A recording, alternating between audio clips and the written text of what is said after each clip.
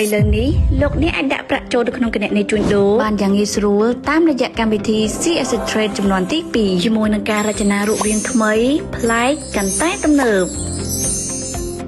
ជំហានដំបូងសូមចូលទៅកាន់ទំព័រដើមរួចចុចលើប៊ូតុងដាក់ប្រាក់សូមអ្នកអានទៅលើលក្ខខណ្ឌនៃការដាក់ប្រាក់រួចចុចគិកក្នុងប្រអប់និងចុចលើប៊ូតុងបញ្ជាក់ចូលដល់ទំព័រមួយនេះលោកអ្នកអាចធ្វើការជ្រើសរើសទៅលើ1មុខងារ KHQR 2មុខងារទូទាត់ដោយគ្រាន់តែបញ្ចូលចំនួនទឹកប្រាក់នៅក្នុង app ធនាគារតែម្ដង3មុខងារផ្ទេរប្រាក់តាមរយៈ app ធនាគារដោយវិនិយោគិនងាយស្រួលក្នុងការស្វែងរកមុខងារផ្ទេរប្រាក់តាមរយៈ CS Trade ប្រសិនបើលោកអ្នកចង់ដាក់ប្រាក់តាមរយៈ KHQR សូមចុចលើមុខងារ KHQR ចូលដល់ទំព័រមួយនេះសូមអ្នកបំពេញចំនួនទឹកប្រាក់ដែលលោកអ្នកចង់ដាក់ស្នើរួចចុចលើប៊ូតុងបន្ទាប់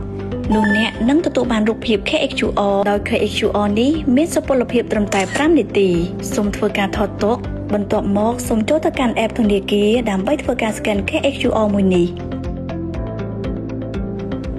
សូមពិនិត្យលើចំនួនទឹកប្រាក់និងចុចលើប៊ូតុងបញ្ជាក់បន្ទាប់ពីការ scan KHQR បានរួចរាល់សូមអ្នកចូលទៅកាន់កម្មវិធី CS Trade នោះអ្នកនឹងទទួលបានសារបញ្ជាក់ថាលោកអ្នកបានដាក់ប្រាក់ចូលទៅក្នុងគណនីជួញដូរបានជោគជ័យហើយអ្នកក៏អាចពិនិត្យទៅលើមេនុយសមតលអំពីការដាក់ប្រាក់របស់លោកអ្នកចូលទៅកាន់គណនីជួញដូរផងដែរ